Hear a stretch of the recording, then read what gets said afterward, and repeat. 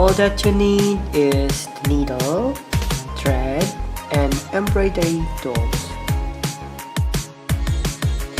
The first is close the hole in the sweater before starting to embroider.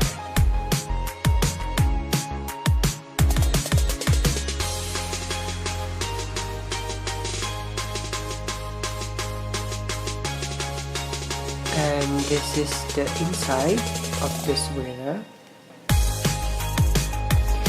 And now I'm starting hand embroidery. I didn't show it full in this video, but you can see the full hand embroidery method in other video in this channel.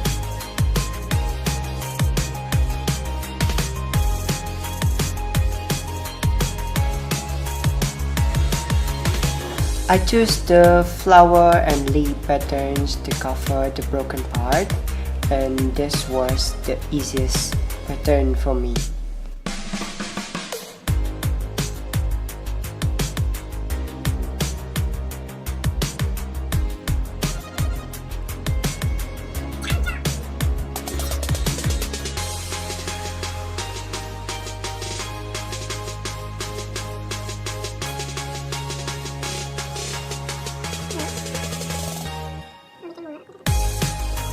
Look at this, now it's getting better.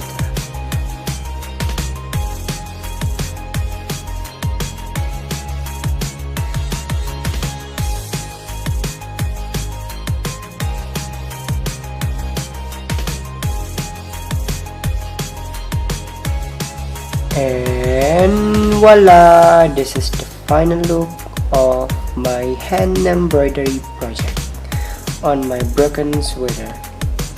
Thank you for watching and see you, bye bye.